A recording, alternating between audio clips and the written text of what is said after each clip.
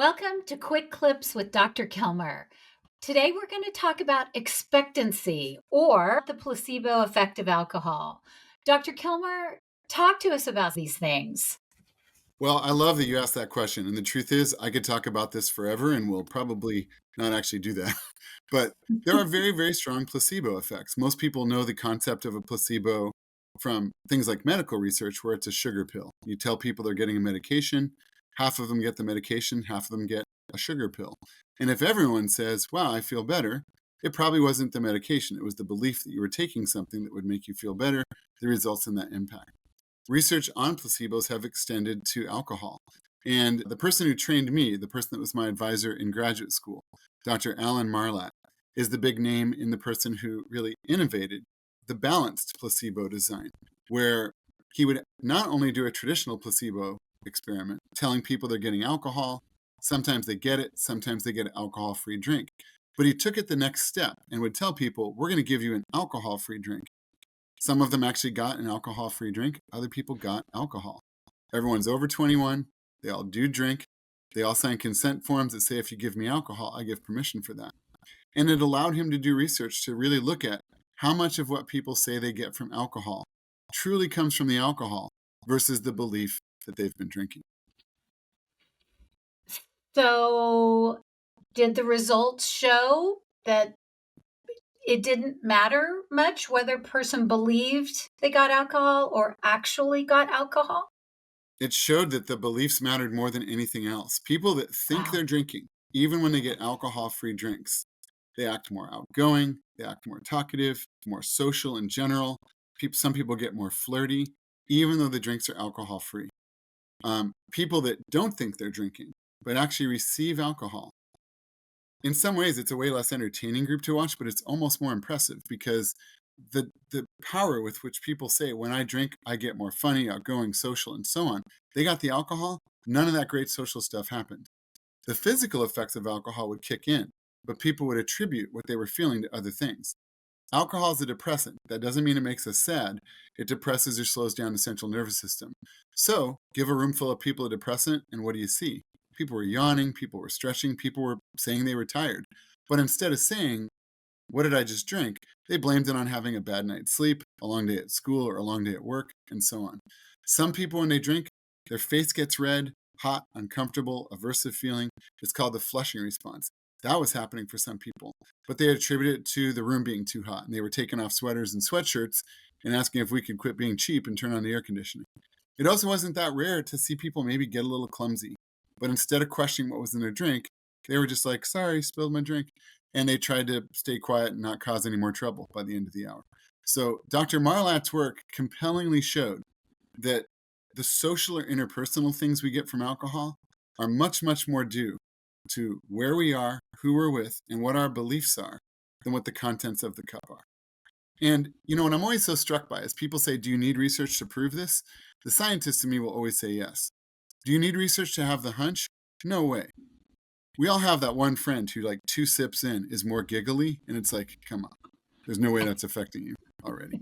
We can ask people all the time, have you ever had a bad time at a party? Of course. What were you drinking? Same stuff I have when I have a good time. Really? What was going on? Oh, I was in a bad mood, or I wasn't really feeling it, or my friends were in a bad mood. They describe stuff about their mindset and about the environment, not about the contents of their cup. I hope all parents listening to us are really internalizing what this means. It feels like it's a widespread countercultural statement. It feels like we're being told from a social standpoint that we need to drink to have fun, we need to drink to feel good, we need to drink to connect. And what it sounds like this research is saying is that all of that's in our heads. So we could just put that in our heads and bypass the calories and the cost and the possible hangover the next day and just possibly be having more fun. Is that a fair assessment?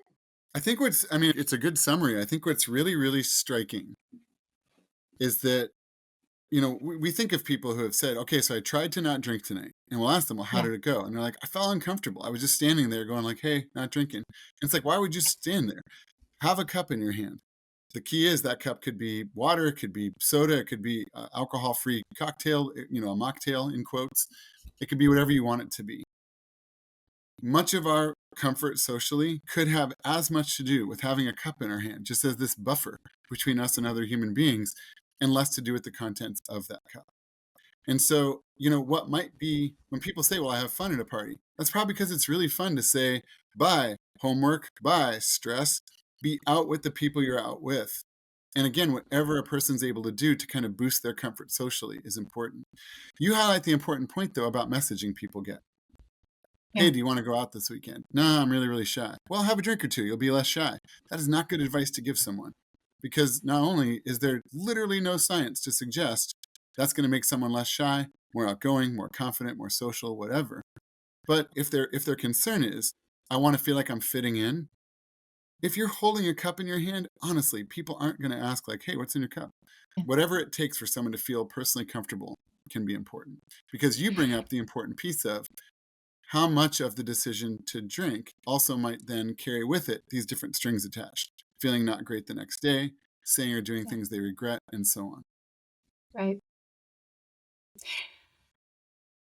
I wish I could go back and tell my college age self this, and my high school age self this, for that matter. And I wish that college and high school kids could get this. And I wish we as parents could help them really understand you are so cool on your own. You're so funny. You're so worthy of connection. Um, go have fun, go experiment, go explore, go fail, go succeed, go figure it out, enjoy life, and go get the fullest out of it. And I liked your comment of, the scientist in you says, yeah, we need to research this, but the person who's ever interacted with anyone, drinking or not drinking, you kind of do know. You can sense a lot of that. I love the word expectancy. I want to start using it all the time. As the You person really, talking to you from Washington State, where I think it is actually state law. We need a coffee shop on every block, but we see this with caffeine. Honestly, think about it. You have that moment. You're super tired. You're like, oh, I just need some coffee. Someone takes one sip, and they're like, okay, there we go. Now I'm awake. It's right, like that's literally physically impossible.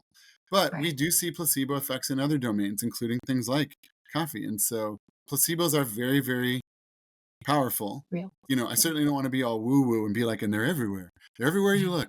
That's not true. But there are, especially the research shows compellingly that with things like alcohol, there are strong expectancy effects. Thank you so much for those insights. You're very welcome. Okay.